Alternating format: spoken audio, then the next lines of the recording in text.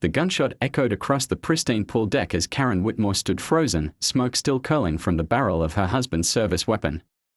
What she thought was a moment of righteous fury would become her ultimate undoing, because every poolside argument, every racial slur, every moment of her descent into madness had been captured in crystal clear 4K resolution.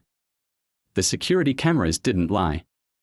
And neither would the 12 jurors who would soon decide her fate. The mercury hit 93 degrees on the Tuesday that changed everything, and Karen Whitmore was already 3 mimosas deep by noon. She adjusted her oversized sunglasses and surveyed her domain from the premium poolside cabana at Willowbrook Country Club, where she'd been a member for 12 years and considered herself royalty. "Excuse me." The voice belonged to Marcus Thompson, the new pool manager, a 28-year-old black man whose crisp white polo shirt and professional demeanor couldn't shield him from Karen's immediate scrutiny. "I need to speak with you about the incident yesterday." Karen's lips pursed into a thin line. The incident had been her 15-year-old daughter Brittany throwing a glass bottle at the pool maintenance worker after he'd asked her to stop running on the wet deck. The bottle had shattered against the pool house wall, sending shards into the children's area where a toddler had been playing. "What about it?" Karen's voice carried the entitled edge of someone who'd never faced real consequences. "That Mexican was being completely inappropriate with my daughter." Marcus kept his voice steady. "The employee was simply following safety protocols. And we have security footage showing that Brittany threw the bottle unprovoked. We are going to need to discuss her membership privileges." The words hit Karen like a physical blow. In a world, people like Marcus didn't question people like her. They certainly didn't threaten her family's standing at the country club that had been her entire social identity since her husband Detective Ray Whitmore had made sergeant. "You're threatening my family." Karen's voice rose an octave, drawing stares from other members lounging nearby. "Do you have any idea who my husband is?" "I'm not threatening anyone," Marcus replied, his patience wearing thin. "I'm explaining that actions have consequences. Your daughter injured a child. The family is considering pressing charges." Karen shot to her feet, the sudden movement knocking over her mimosa. The glass shattered against the concrete, orange liquid splashing across Marcus's shoes. "You people are all the same. You get a little authority and think you can push around your betters." The words hung in the air like a toxic cloud. Marcus felt his jaw tighten, but he dealt with entitled members before. "I'm going to have to ask you to lower your voice. You're disturbing other members." "I'm disturbing them." Karen's laugh was shrill and bitter. "I've been coming to this pool since before you were even allowed in places like this. My membership fees probably pay your salary, and you're going to tell me to lower my voice." Dr. Sarah Chen, a pediatric surgeon and longtime member, looked up from her book. "Karen, please. There are children present." Karen whirled around, her face flushed with alcohol and rage. "Don't you start with me, Sarah. Just because you married into this country doesn't mean you get to lecture me about appropriate behavior." The poolside conversation stopped. Even the children seemed to sense the tension crackling through the air. Marcus knew he had to de-escalate the situation before it spiraled completely out of control. "Mrs. Whitmore, I think it would be best if we continued this conversation in private. Perhaps we could." "No." Karen's voice was ice cold now, a dangerous calm replacing the hysteria. "I think it's time everyone here understood exactly what kind of people they are dealing with. You want to threaten my family. You want to make this about race. Fine. Let's make it about race." She pulled out her phone, her fingers shaking as she dialed. "Ray?" "Yeah, it's me. I need you to come to the club. Now. Some thug is threatening our daughter." Marcus felt his heart sink. He'd seen this playbook before, the false accusations, the weaponization of fear, the way certain people used the system to their advantage. He thought about his own daughter, only 6 years old, who asked him why people sometimes looked at her daddy with scary eyes. "I'm not threatening anyone," he said loudly enough for the gathering crowd to hear. "I'm simply enforcing club policies that apply to all members equally." Karen ended the call and fixed him with a stare that could have frozen hell. We'll see about that. The next 20 minutes felt like an eternity. More members gathered, some supporting Marcus, others whispering among themselves. Karen sat rigid in a chair, periodically making loud comments about certain people and knowing their place. The sun beat down mercilessly, and the pool that had seemed so inviting that morning now felt like a pressure cooker about to explode. Detective Ray Whitmore arrived in his patrol car, the sight of which sent a chill through the crowd. He was a big man, 6'3", with the kind of presence that came from 20 years of dealing with the worst humanity had to offer. His uniform was crisp despite the heat, and his hand rested casually on his service weapon as he surveyed the scene. "What's the problem here?" His voice carried the authority of someone used to being obeyed without question. Karen rushed to his side, her previous composure cracking. "This man threatened Brittany. He said she wasn't welcome here anymore. He's been completely inappropriate, making everything about race, trying to intimidate our family." Ray's eyes narrowed as he looked at Marcus. "That true?" Marcus felt the weight of every gaze in the pool area. He thought about his job, his family, his future. But mostly, he thought about what was right. "No, sir. I simply informed Mrs. Whitmore that her daughter's behavior yesterday, throwing a glass bottle that injured another child, needs to be addressed according to club policy." "He's lying," Karen interjected, her voice rising again. "He's been hostile from the moment he started working here. Ask anyone. He has it out for white families." Dr. Chen stepped forward, her voice clear and steady. "That's not true, Karen. Marcus has been nothing but professional. What I witnessed was completely inappropriate behavior from you." "Of course you'd take his side," Karen snapped. "You people always stick together." The words hit like a slap.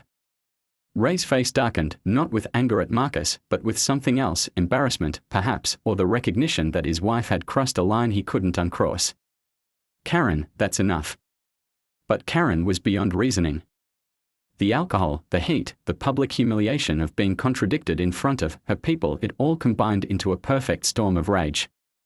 "No, Ray. I'm done being polite. I'm done pretending. These people deserve the same respect we do. This is our country club. Our community. And I won't be intimidated by some affirmative action hire who thinks he can threaten our family." The silence that followed was deafening. Even the children had stopped playing, sensing that something terrible was happening in their safe, privileged world. Marcus felt something die inside him. He tried to do his job professionally, to treat everyone with respect regardless of their behavior. But some people, he realized, saw that very professionalism as an affront to their worldview.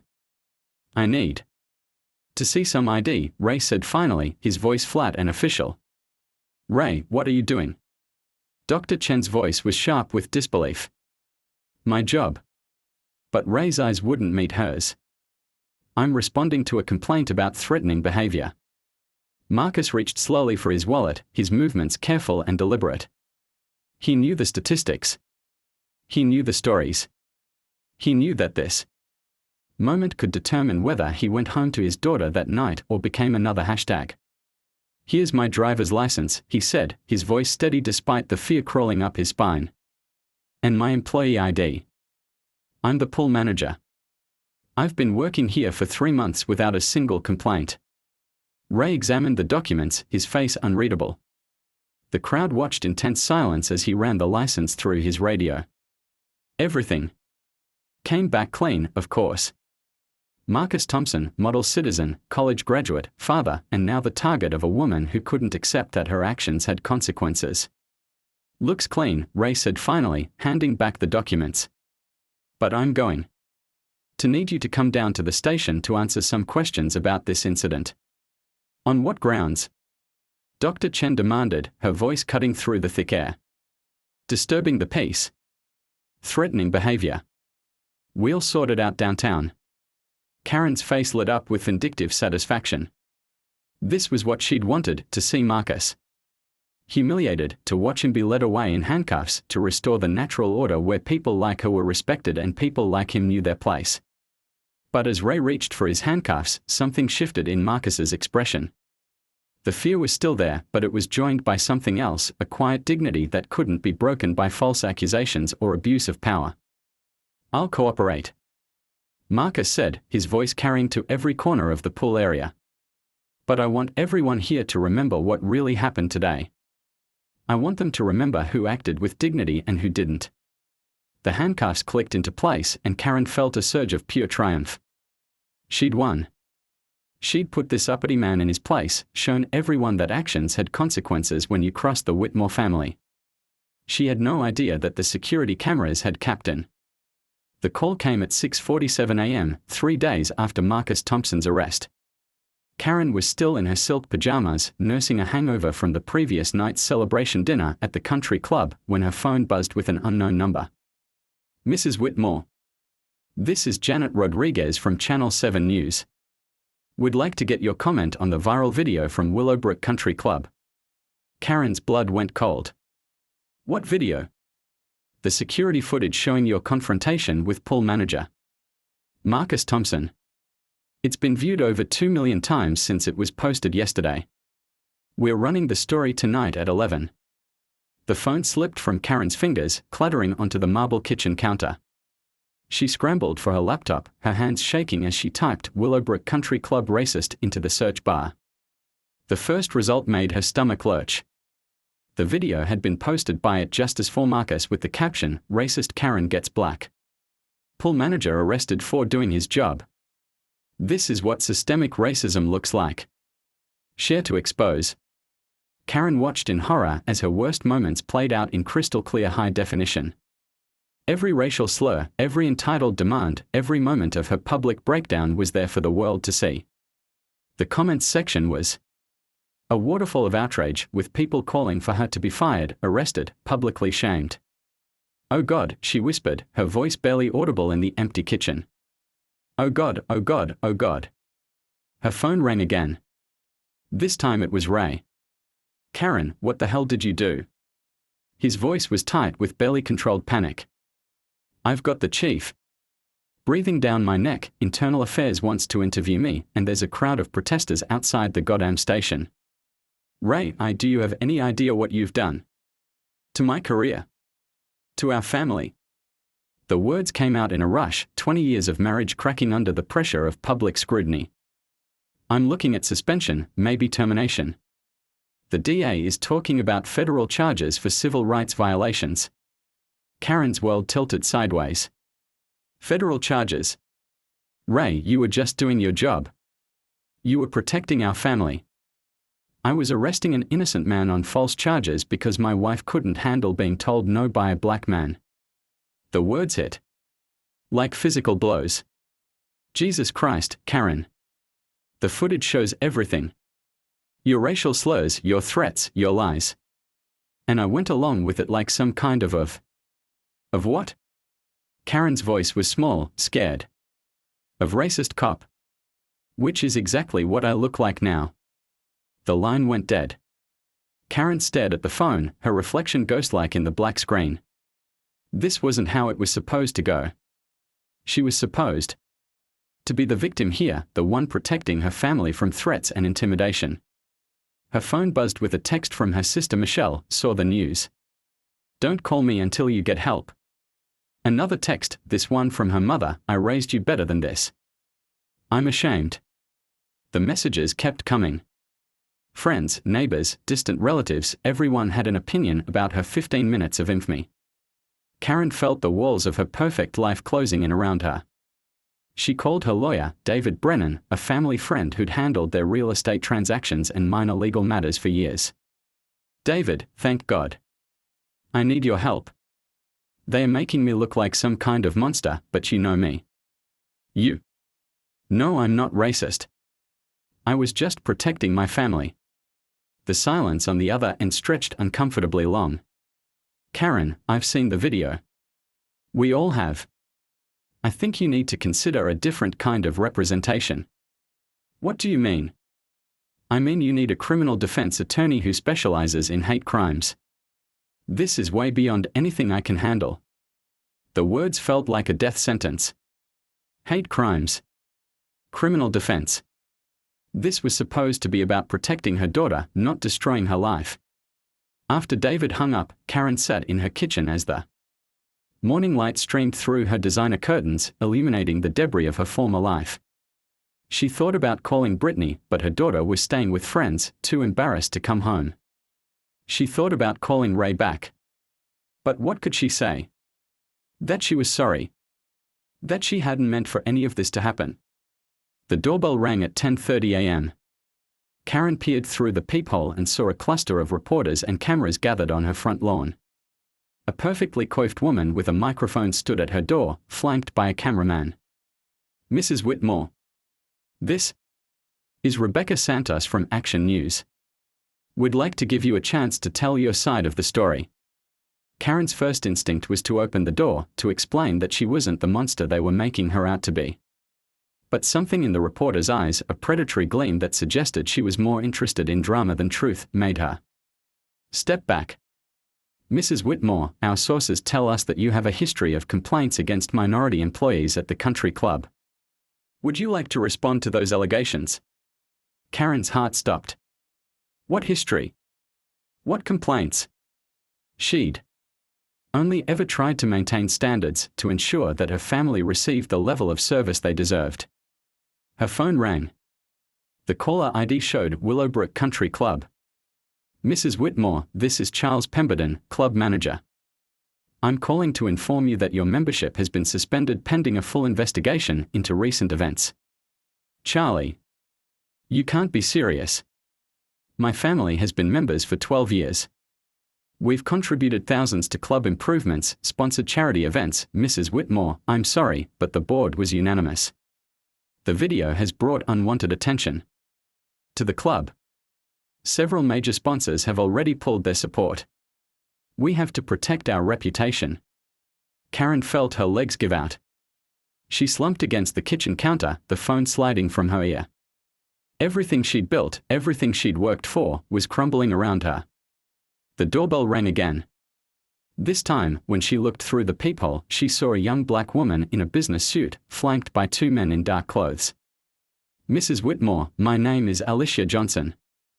I'm with the Department of Justice, Civil Rights Division. We need to speak with you about your interaction with Marcus Thompson. Karen's world went white at the edges. Federal investigators. At her door. Because she'd tried to protect her family from a man who'd overstepped his bounds. She opened the door on shaking legs, her voice barely a whisper. Oh. I think I need a lawyer. That's your right. But we are going to need to talk eventually. This is a federal investigation into potential civil rights violations. We are taking this very seriously.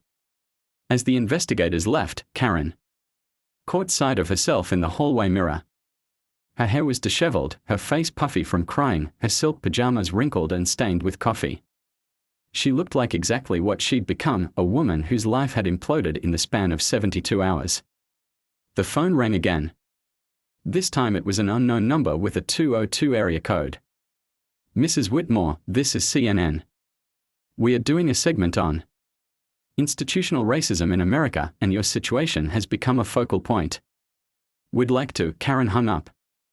Then she took the phone off the hook and sat in the silence of her ruined kitchen, listening to the sound of her own breathing and the distant chatter of reporters on her lawn.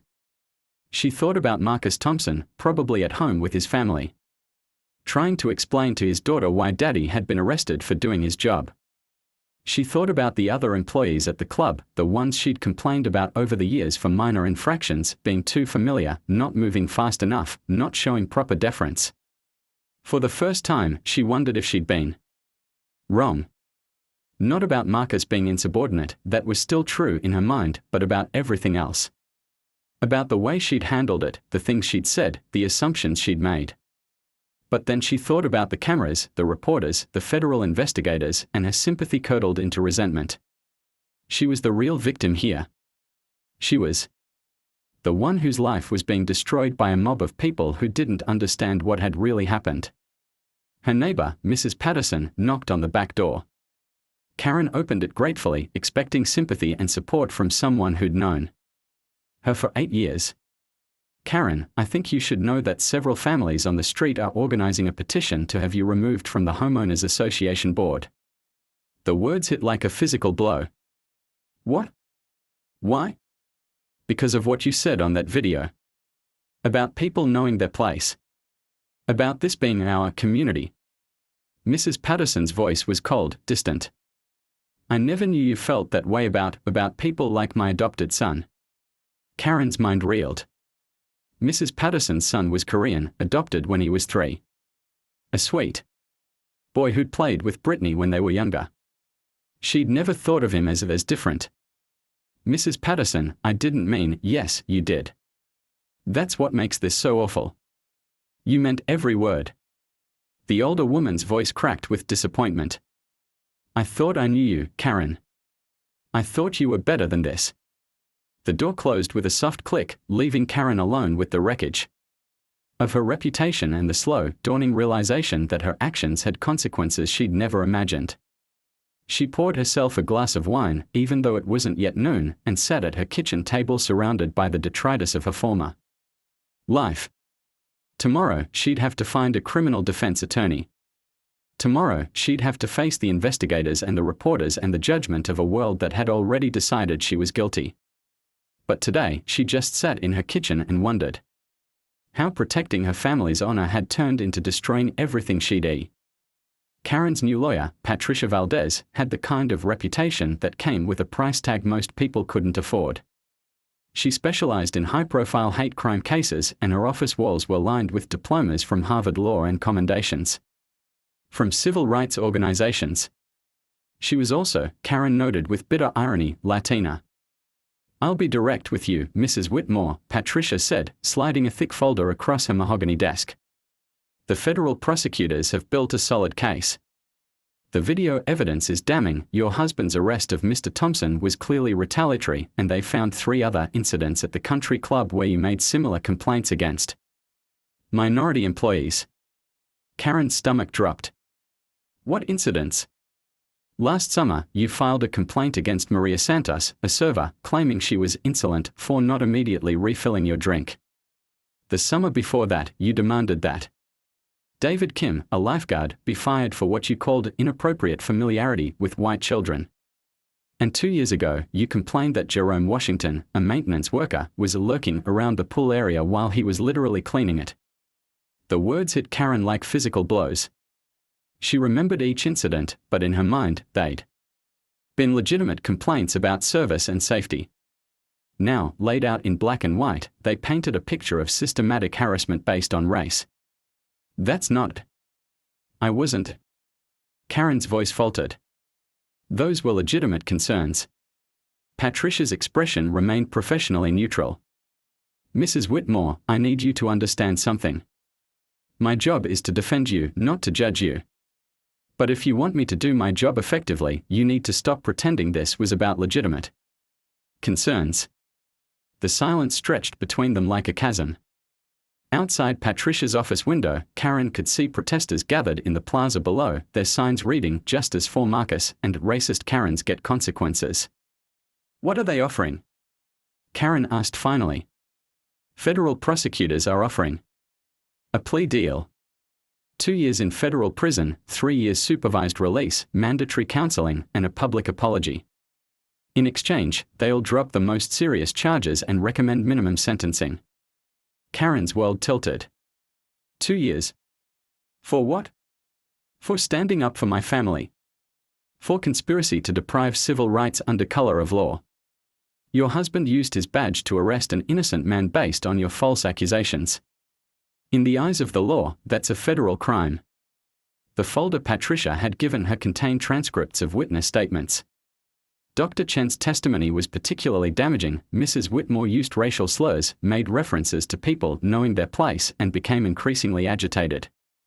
When Mr. Thompson maintained his professional demeanor, her behavior was shocking and clearly motivated by racial animus.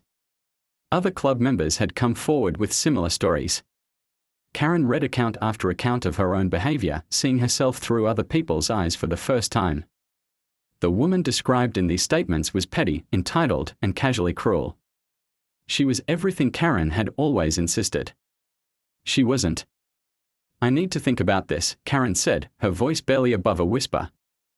Mrs. Whitmore, I need to be clear about something else. Mr. Thompson is also filing a civil lawsuit. He's seeking damages for false imprisonment, emotional distress, and violation of his civil rights. The country club is named as a co-defendant for failing to protect him from harassment. Karen's phone buzzed with a text from Ray. Brittany's school called.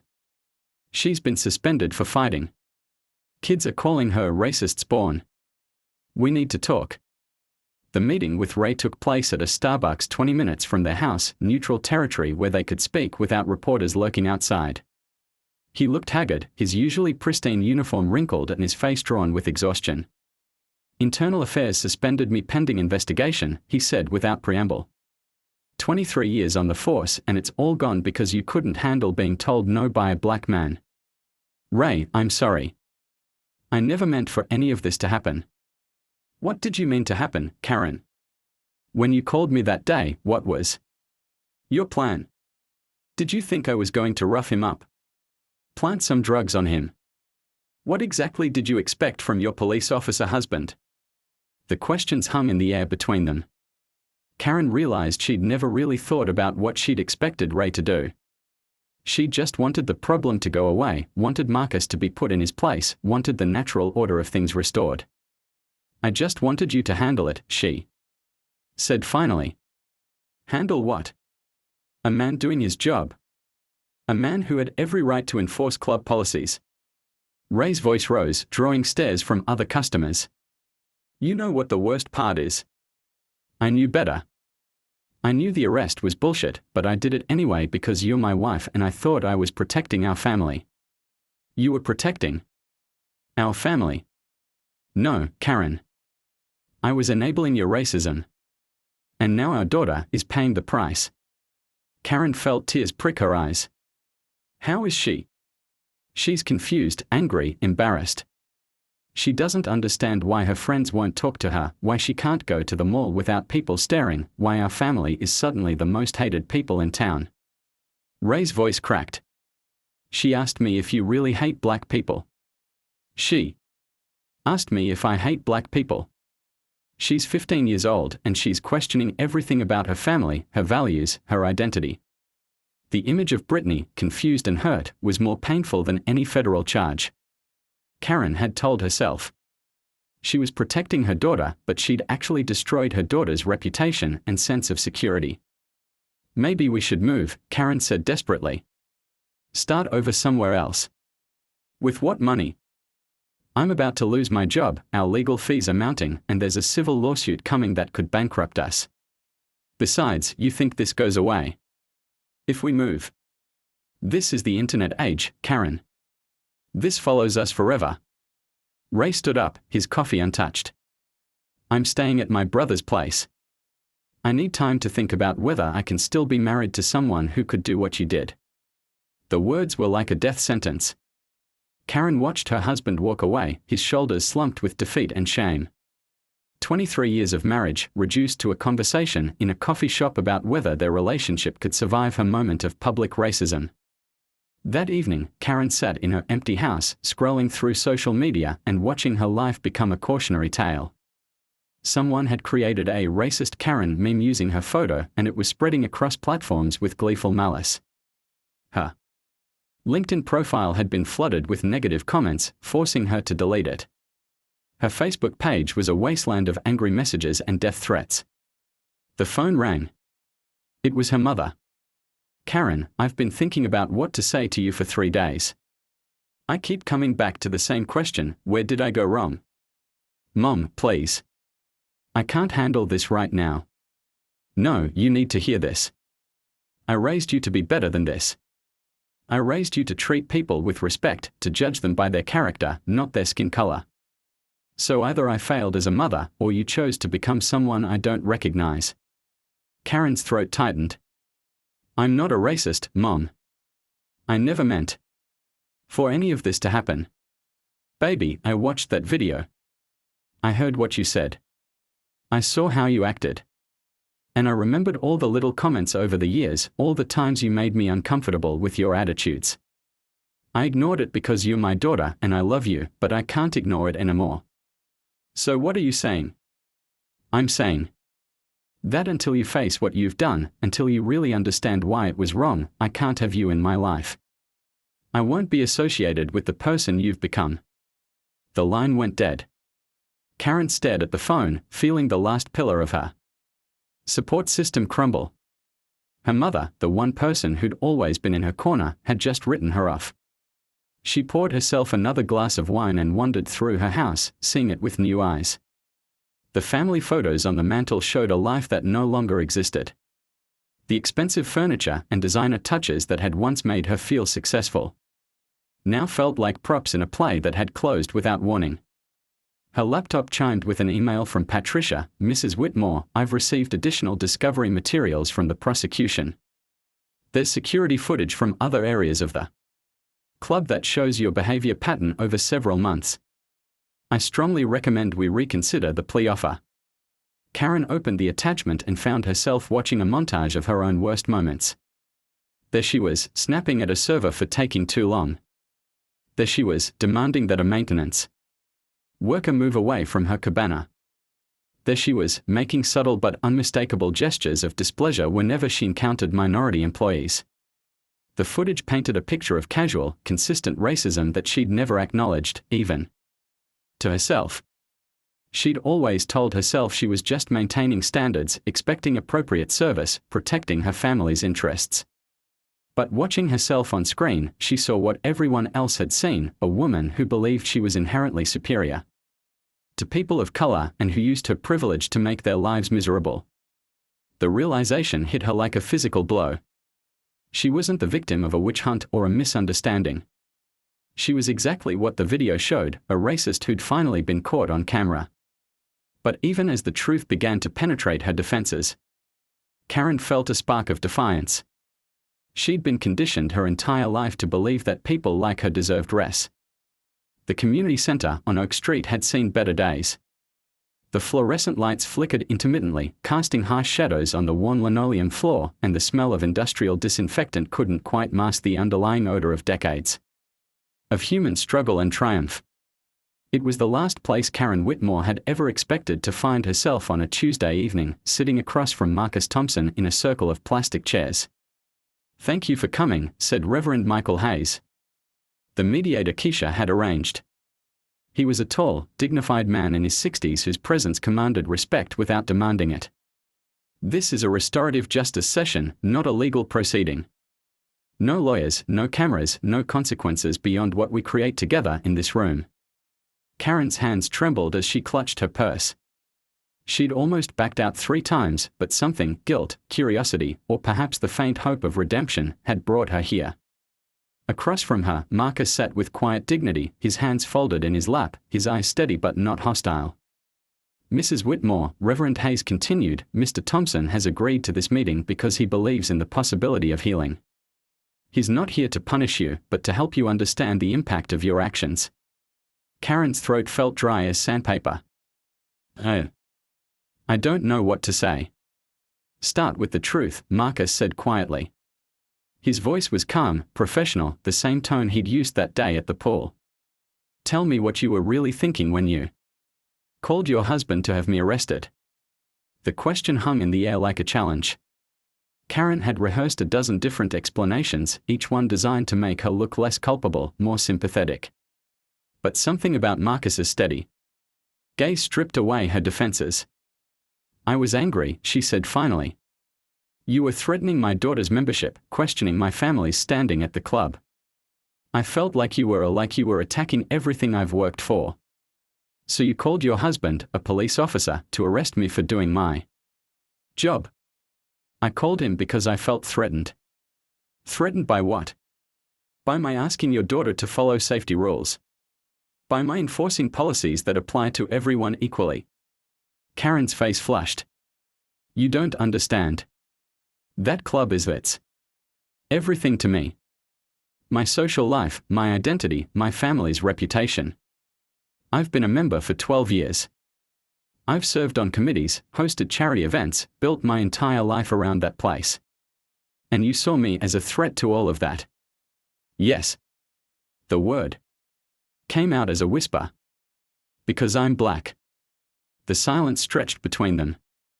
Karen wanted to deny it, to explain that it wasn't about race, that it was about respect and protocol and maintaining standards. But the words wouldn't come. Because sitting here, looking into Marcus's eyes, she couldn't lie to herself anymore. Yes, she said again, even quieter. Marcus nodded slowly. Do you know what it's like to have the police called on you for existing while black?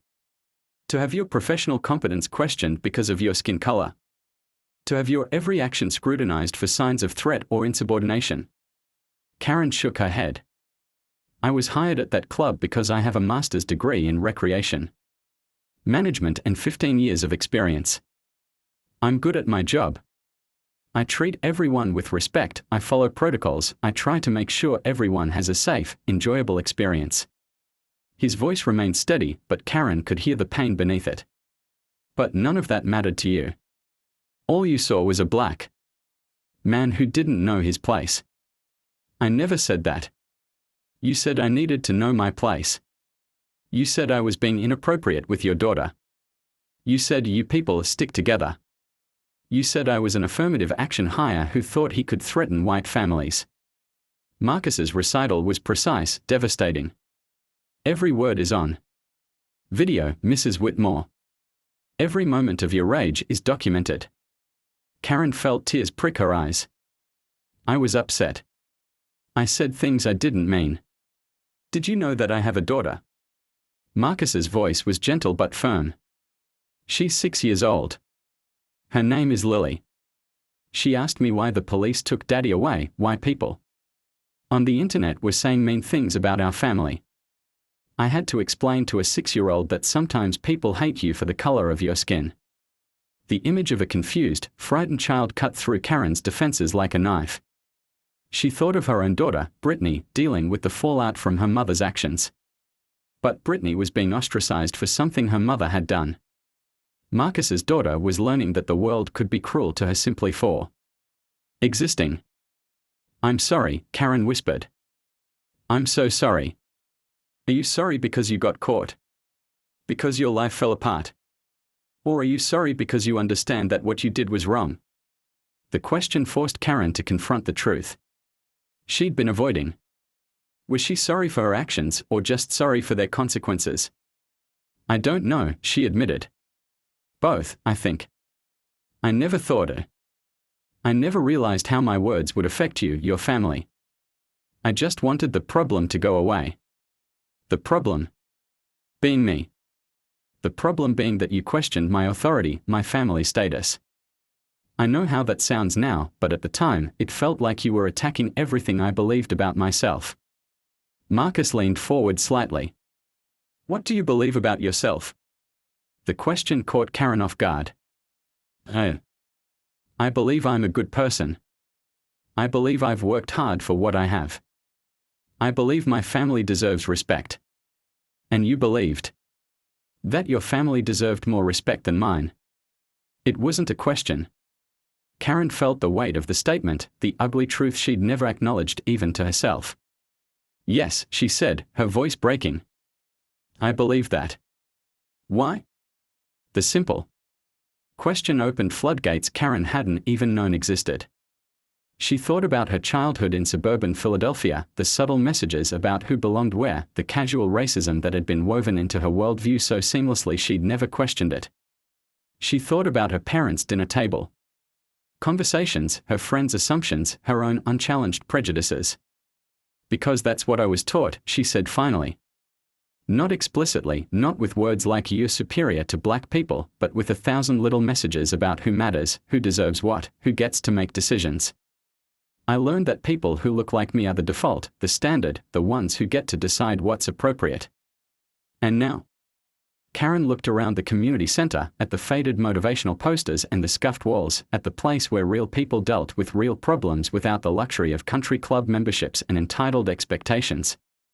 Now, I see that I was wrong. I see that I used my privilege to hurt someone who didn't deserve it. I see that I taught my daughter that it's acceptable to treat people differently based on their race. She paused, struggling with the words. I see that I'm the kind of person I always said I wasn't. Marcus studied her face for a long moment. What are you going to do about it? I don't know. My lawyer wants me to take a plea deal. 2 years. In federal prison. I'm not talking about the legal consequences. I'm talking about the person you want to be going forward. Karen had no answer. She'd spent so many years believing she was already a good person that she'd never considered the possibility of becoming one. I hurt you, she said finally. I hurt your family. I can't take that back. No, you can't. But you can choose how. You move forward. You can spend the rest of your life making excuses and blaming others, or you can do the work to understand why you acted the way you did and commit to changing. What if I can't change? What if this is just who I am? Marcus was quiet for a long moment. Mrs. Whitmore, I've worked with people from every background, every race, every social class. I've seen entitled rich kids learn empathy, and I've seen poor kids develop compassion. I've seen people overcome prejudices they didn't even know they had. He paused. But I've also seen people double down on their hatred when confronted with their own ugliness. The choice is yours. Reverend Hayes, who had been silent throughout the exchange, finally spoke. Mrs. Whitmore, Mr. Thompson is offering you something precious, the opportunity to understand the impact of your actions and to choose a different path. Not everyone gets that chance. Karen looked at Marcus, this man whose life she'd tried to destroy, who was sitting here offering her a path toward redemption she wasn't sure she deserved. If I take the plea deal, if I serve my time, if I try to change, would you ever be able to forgive me? Marcus considered the question carefully. Forgiveness isn't something you earn, Mrs. Whitmore. It's something I give myself to find peace. But change? That's something you have to choose every day for the rest of your life. As the session ended, Karen felt something shift inside her. The defensive anger that had sustained her for weeks was gone, replaced by something harder to bear but more honest, genuine remorse. Walking to her car, she realized that the woman who had called the police on Marcus Thompson was gone. In her place was someone who would have to live with the consequences of that woman's actions, someone who would have to decide whether to hide in shame or find the courage to become better. The choice, as Marcus had said, was hers. But for the first time since the video went viral, Karen understood that becoming better would require more than just avoiding future racist outbursts. It would require dismantling the entire worldview that had made those outbursts possible in the first place. The hardest part wasn't admitting she was wrong. The hardest. 6 months later, Karen Whitmore stood in the federal courthouse wearing a simple gray dress her mother had bought her, the same mother who had driven 4 hours to be there despite everything. The expensive designer clothes were gone, sold to help pay legal fees. The country club membership was terminated. The house was in foreclosure. But for the first time in months, Karen felt something approaching peace. Judge Sarah Martinez looked down from the bench with the weight of justice in her eyes. The courtroom was packed, Marcus Thompson and his family in the front row, supporters from the NAACP, reporters with their cameras, and scattered throughout, people whose lives had been touched by the viral video that had started it all. Mrs. Whitmore, Judge Martinez began, you have pled guilty to conspiracy to deprive civil rights under color of law. Before a pronounced sentence, is there anything you wish to say? Karen rose on unsteady legs. In her hand was a piece of paper, but she set it aside. The speech her lawyer had prepared seemed inadequate now. Your Honor, 6 months ago, I was a different person. Not a better person, just a person who didn't understand what I really was. Her voice carried across the silent courtroom. I stood in a pool area and said things that came from the ugliest parts of myself, parts one didn't even know existed. I used my privilege as a weapon against a man who was simply doing his job. She turned to face Marcus, who sat beside his wife and daughter, the 6-year-old Lily she'd heard so much about.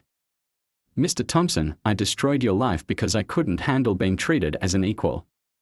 I called my husband to arrest you because in my mind, challenging me was a crime that deserved punishment. I see now that what I thought was protecting my family was actually poisoning my daughter with the same hatred that poisoned me.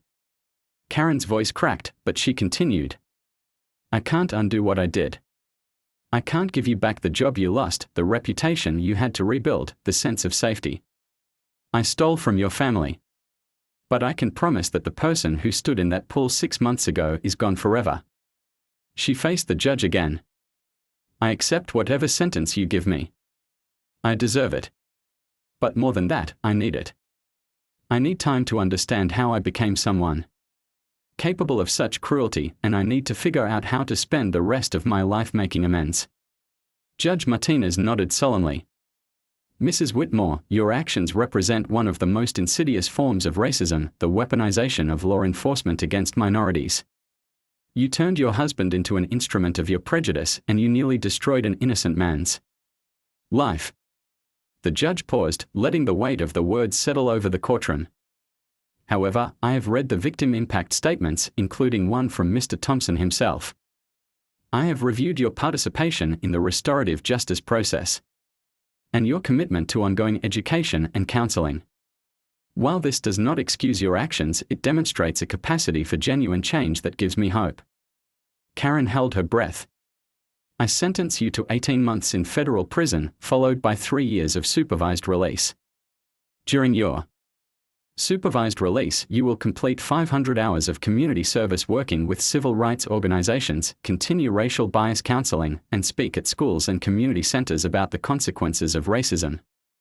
The gavel fell with finality. 18 months. It was less than the prosecution had sought, more than her lawyer had hoped for. As the marshals approached to take her into custody, Karen turned one last time to the gallery. Ray sat in the back row, no longer in uniform. He'd been terminated from the police force, his pension forfeited. He was working construction now, trying to rebuild his life one day at a time. Their divorce had been finalized the month before, but he'd come to court.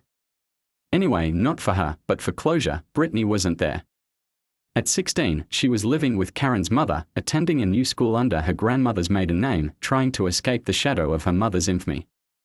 The last conversation they'd had was 3 weeks ago, stilted and painful, filled with questions neither of them could answer.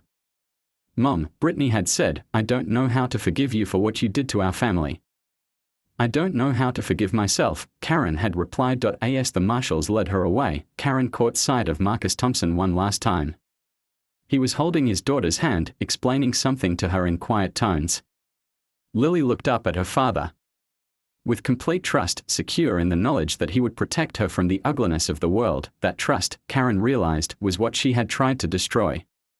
Not just Marcus's job or reputation, but his daughter's faith that the world was a safe place for children who looked like her.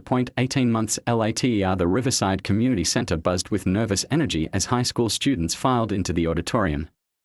Karen Whitmore, now going by her maiden name, Porter, stood backstage, her hands trembling slightly as she reviewed her notes. She'd given this presentation dozens of times over the past year, but it never got easier. You ready? asked Dr. Amelia Johnson, the director of the Truth and Reconciliation program that had become Karen's new calling.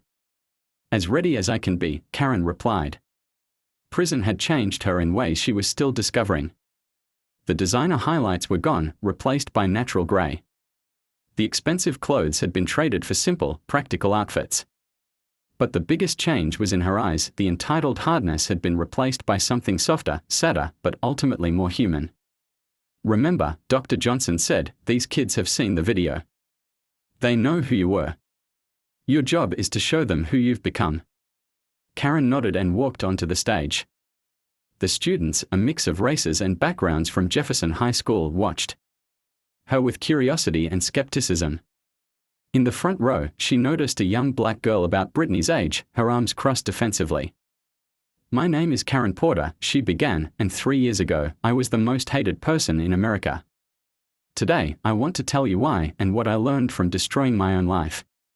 She clicked to the first slide, a screenshot from the viral video, showing her face twisted with rage as she screamed at Marcus Thompson. This is me on the worst day of my life. But it wasn't the worst day because of what happened to me afterward. It was the worst day because it revealed who I really was underneath all my politeness and respectability. A student raised her hand. Why should we listen to you? You're just trying to make yourself feel better. Karen smiled sadly. You're absolutely right to be suspicious. I am trying to make myself feel better. But not by making excuses or pretending I'm a victim. I'm trying to feel better by doing something useful with the worst mistake of my life. She. Click to the next slide, a photo of Marcus Thompson with his family. This is the man I tried to destroy. Marcus Thompson, father, husband, college graduate, pool manager. I had him arrested for the crime of treating me like everyone else. I couldn't handle the idea that a black man wouldn't defer to my authority, so I used my privilege to punish him. The defensive girl in the front row uncrossed her arms, leaning forward slightly. I grew up believing I was a good person because I wasn't burning crosses or using the N-word. But I learned that racism isn't just about extremists. It's about people like me, people who smile at their black neighbors while calling the police on black teenagers, people who say they are not racist while expecting special treatment because of their skin color. Karen spent the next hour laying bare her transformation, the federal prison where she'd been forced to confront her own prejudices, the conversations with inmates from backgrounds she'd never considered, the slow, painful process of unlearning 45 years of conditioning. The hardest lesson, she said, was realizing that intent doesn't matter. I didn't intend to be racist. I didn't wake up that morning planning to ruin a man's life. But impact matters more than intent. Marcus Thompson lost his job, his reputation, his sense of safety, and my good intentions couldn't fix any of that. During the question and answer session, a Latino student asked, "Do you think you would have acted differently if Mr. Thompson had been white?" Karen paused, considering the question she'd asked herself hundreds of times. Honestly, if Marcus had been a white man with the same qualifications doing the same job in the same way, I would have been annoyed. I might have complained to his supervisor. But I never would have felt threatened enough to call the police.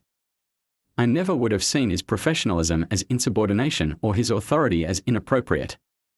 My racism made me see threat where there was none and disrespect where there was only competence. After the presentation, the defensive girl from the front row approached her. "My name is Keisha," she said. "My dad is a security guard, and last week a white lady complained that he was intimidating customers just by doing his job. I wanted to hate you when you walked on stage. And now I think maybe people like my dad need people like you to admit what you did. Not to make yourselves feel better, but to help other white people understand what they are really doing." Karen felt tears prick her eyes. "Thank you. That means more than you know." As she packed up her materials, Karen's phone buzzed with a text from an unknown number. "Saw your presentation online. It was brave. Thank you. MT. Marcus Thompson." After everything she'd put him through, he was thanking her for trying to prevent others from making the same mistakes. That evening, Karen sat in her small apartment, a far cry from the suburban mansion she'd